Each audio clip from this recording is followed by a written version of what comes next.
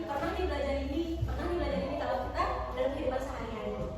Nah, sebelum kalian mempelajari persamaan atau fungsi kuadrat ini, kalian harus tahu dulu nih konsep persamaan linier, kuadrat, satu variabel. Nah, bab 5 kan kalian pernah pelajari sistem persamaan linier kan? Yang ada substitusi, eliminasi itu. Nah, terus kalian juga harus menggunakan operasi aljabar. Ada yang tahu tentang operasi aljabar? Apa saja yang termasuk operasi aljabar? Boleh angkat tangan? Ya. Penjumaan, pengkalian sama pemfaktoran untuk ada. Ya. Kenapa kita tak harus tahu nih tentang faktor? Karena nanti di persamaan kuadrat ini ada metode yang dipelajari, yaitu faktorisasi. Nah, selain itu kalian harus tahu tentang grafik fungsi linier. Karena di sini fungsi kuadrat kan, kalian harus pelajari grafik. Kalian bisa baca dulu grafik. Terus kalian juga menentukan titik potongnya, titik maksimum, minimum. Yang namanya maksimum kan otomatis tinggi kan, minimum rendah. Selanjutnya di sini kita akan belajar menggunakan model PBL. Terus metodenya diskusi atau tanya jawab. Nanti kalian dibagi menjadi 4 kelompok, 2 orang. Terus nanti kelompok satunya presentasi ke depan. Baik, selanjutnya kita menggunakan PowerPoint yang dimana ibu mempunyai 2 tujuan pembelajaran. Tujuan pembelajaran kita belajar di PowerPoint. Tujuan pembelajaran kedua kita belajar di LKPD-nya. Nah, adapun tujuan pembelajaran yang pertama, peserta didik dapat menjelaskan pengertian dan bentuk umum persamaan kuadrat dengan benar melalui diskusi kelompok. Nah, sebelum itu, berarti kan di sini kalian akan menjelaskan pengertiannya kan? Kalian tahu tentang pengertian persamaan kuadrat, terus bentuk umumnya seperti apa. Nah, coba kalian amati dari gambar ini. Perhatikan bentuk lintasan yang terjadi, apakah lurus atau melengkung? Oke. Nah, terus bentuk lintasan pada gambar itu seperti apa gitu? Nah, oke, ada yang pernah jawab ya? Nah, bisa dilihat dari soal ini, sebuah bola dilempar ke atas dari tanah dengan kecepatan awal 20 meter per sekon. Tinggi bola dalam meter dan T-nya itu dalam detik. Dinyatakan oleh persamaan berikut. Bisa dilihat kan? Ini persamaannya. Terus ada soal identifikasi jenis persamaan yang digunakan. Jelaskan bentuk umum persamaan kuadrat. Terus apa makna dari persamaan tersebut, koefisiennya? Ada yang tahu? Ini tuh jenis persamaan apa? Boleh angkat tangannya? Gak apa-apa, angkat tangan aja lah, gak usah takut salah. Persamaan apa? Ya benar. Nah, terus kalian harus tahu dari sini persamaan kuadrat itu bentuk umumnya apa? Ada yang tahu? Dari sini nih, bentuk umumnya. Bentuk umum dari persamaan berdasarkan soal. Oke, karena masih bingung ya, kita jawab sama-sama secara diskusi. Nah, bisa dilihat kan tadi identifikasi jenis persamaannya. Dari persamaan ini kan dikatakan persamaan kuadrat. Kenapa? Karena variabel yang paling tertinggi merupakan 2. Itu dikatakan persamaan kuadrat. Nah, terus yang kedua, soal kedua, bentuk umum persamaan kuadrat. Bentuk umumnya ax kuadrat plus bx plus c sama dengan 0. Nah, jika dilihat dari persamaan kan tadi persamaannya ht min 5t kuadrat plus 20t, berarti a nya min 5, terus b nya 20, c nya 0. Kenapa 0? Kita tahu? Berdasarkan itu bisa termasuk, tapi dari soalnya ada yang tahu kenapa dia 0? Ada yang tahu kenapa dia 0? Coba kalian perhatikan, kan sebuah bola dilempar dari tanah. Jadi posisi awalnya kan di bawah kan? Itu kenapa kan?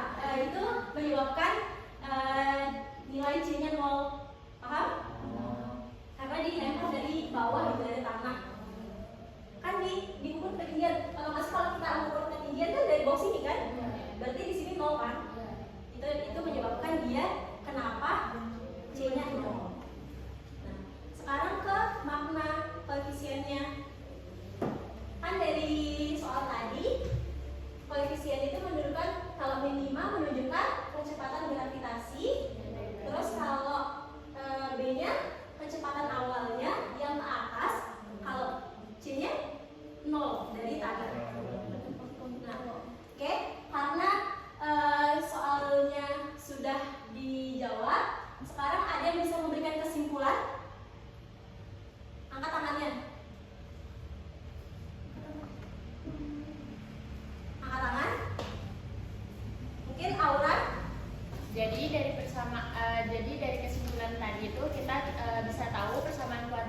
disebut kuadrat karena ada suku X2 yang artinya variabel X dipangkatkan 2. Bentuk grafik dari persamaan kuadrat adalah sebuah parabola yang bisa menghadap ke atas atau ke bawah tergantung pada nilai A-nya.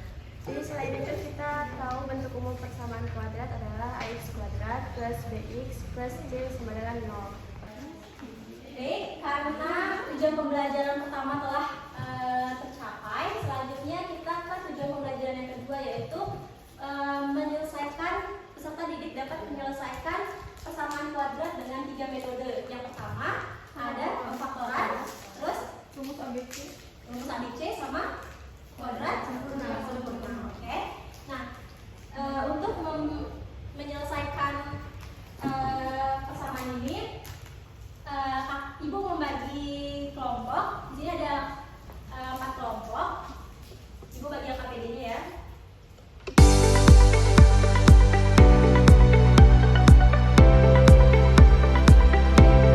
Nanti semua dikerjakan secara berkelompok. Jangan ada yang kerja sendiri-sendiri. Selain itu nanti Ibu akan melakukan asesmen formatif yang dimana memantau pekerjaan kalian, yang dimana Ibu akan memandu kalian untuk mengerjakan LKPD-nya. Oke? Terus selain itu kalian akan satu kelompok saja akan presentasi ke depan dan nanti akan diberikan saran kepada temannya atau mungkin temannya kurang paham tentang materi tersebut. Oke? Silakan mengerjakan waktu pekerjaannya yaitu 30 menit.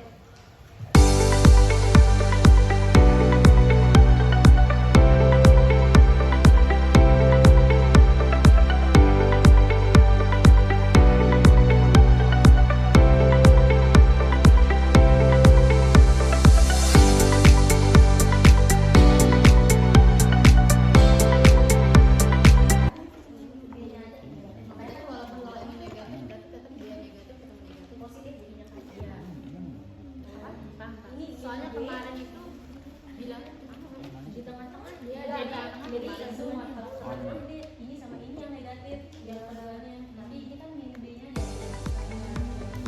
makanya banyak yang salah kemarin pas dia di sini ada operasi kan mereka buat diskriminasi dulu kan, berarti dia tapi sama ini bersih tidak apa-apa buat diskriminasi dulu, tapi ininya yang negatif.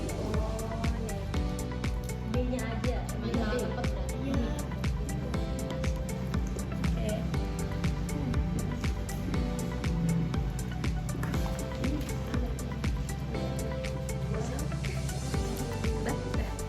karena semua sudah selesai kerjain, kita lanjut ke presentasi atau diskusi kelompok. Mungkin Ibu tunjuk saja ya kelompok yang presentasi. Kelompok 4 boleh maju ke depan. Silahkan bacakan hasil diskusi kelompok kalian.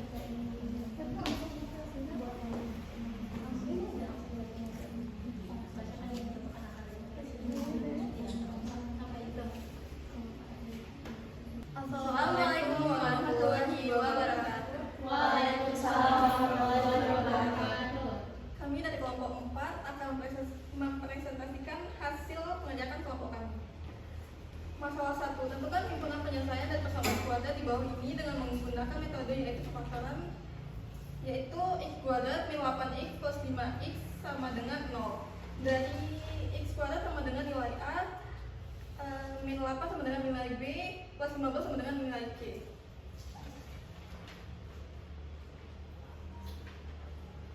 Nilai x-nya x1 sama dengan 3, x2 sama dengan 5,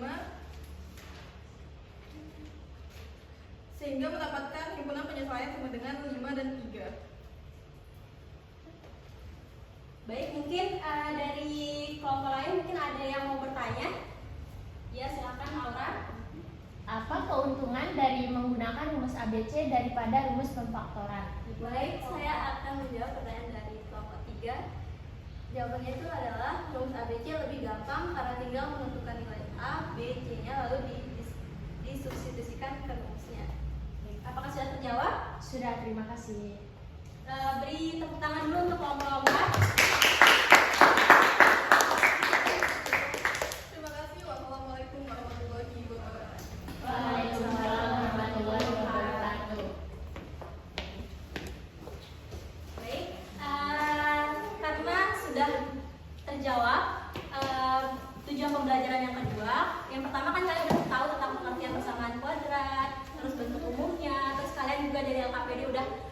mengetahui cara penyelesaiannya, terus kalian juga udah tahu ada 3 penyelesaiannya kan, ada faktorisasi, rumus ABC, sama kuadrat sempurna. Selanjutnya, Ibu akan melakukan penguatan atau kesimpulan dari materi kita pada pagi hari ini. Karena kita mempelajari di sini salah satu konsep aljabar, yaitu konsep persamaan kuadrat, yang dimana persamaan kuadrat adalah persamaan yang pangkat tertingginya adalah 2. Nah, dimana nilai B dan C-nya itu boleh 0, asal nilai A-nya tidak boleh 0. Karena kan kalau nilai A-nya 0 itu tidak jadi persamaan kuadrat lagi, karena kan nanti hasilnya akan 0. Nah, terus persamaan kuadrat ini ada 3 cara penyelesaian. Yang pertama ada faktorisasi, terus rumus ABC, dan kuadrat sempurna. Nah, faktorisasi adalah cara kita mencari bilangan-bilangan yang jika kita kalikan hasilnya C, kalau kita jumlahkan hasilnya B. Terus kenapa ada 3 cara kita menentukan persamaan kuadrat ini? Karena tidak semua bisa difaktorisasikan. Nah, kalau kita nggak bisa difaktorisasi, kita bisa pakai rumus ABC. Nah, jadi paling gampang itu rumus ABC, karena kita cuma tinggal tahu yang mana posisinya A, B, dan C-nya. Jadi tinggal substitusikan saja. Nah, karena Ibu sudah melakukan kesimpulan, mungkin dari adik-adik ada yang mau bertanya? Ya, boleh langsung bertanya. Bagaimana cara menentukan jumlah jenis-jenis akar persamaan kuadrat? Nah, kan bisa lihat nggak sih persamaan kuadrat nih? Pasti kalian masih ragu kan jawaban kalian? Nah, cara kita tahu kalau jawaban kita benar itu salah satunya itu dipakai nilai diskriminan. Kan kalian tahu kan rumus diskriminan itu yang B kuadrat min 4AC. Nah, kalau misalnya kalian cek dulu nih, yang ini nilai diskriminan. Yang B kuadrat min 4AC, akarnya itu tidak termasuk nilai diskriminan ya? Akar itu bukan termasuk diskriminan, cuma min B kuadrat min 4AC jadi yang diskriminan. Nah, misalnya nih, kalian cek dulu, udah kalian ketemu jawabannya ya, terus kalian cek benar atau enggak jawaban ini. Caranya, kalau nilai D-nya lebih dari 0, misalnya 1, 2, 3, D-nya lebih dari 0, maka akarnya itu berbeda, 2 akar berbeda jawabannya. Misalnya X1-nya 1, terus X2-nya 5 misalnya, itu baru benar. Terus kalau dia D-nya sama dengan 0, itu artinya 2 akar kembar. Jawabannya itu 2 akar kembar. Yang dimana arti 2 akar kembar itu sama-sama 1, X1-nya 1, X2-nya 1. Bebas kalau intinya dia kembar X1, X2-nya. Terus kalau dia D-nya kurang dari 0, itu imajiner. Itu cara kita menentukan mengetahui akar-akar persamaan kuadratnya. Sampai sini paham? Oke. Baik, karena sudah menjawab 2 tujuan pembelajaran dan melakukan penguatan, selanjutnya kalian akan mengerjakan asesmen sumatif, yang dimana di sini ada 2 soal di PPT, mungkin bisa dikerjakan terlebih dahulu, waktunya 5 menit ya.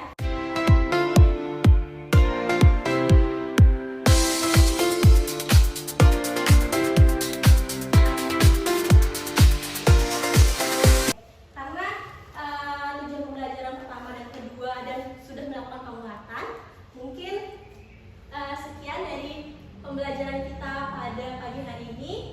Mungkin ketua kelas bisa pimpin doanya. Sebelum kita mau dipelajari pada pagi hari ini, marilah kita berdoa menurut agama dan keyakinan kita masing-masing. Berdoa dan hati mulai.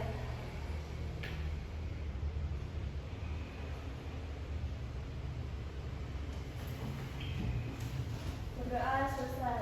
Baik, terima kasih kepada ketua kelas yang sudah memimpin doa, dan terima kasih kepada adik-adik yang telah berpartisipasi dalam pembelajaran kita pada pagi hari ini. Terima kasih ya. Ya.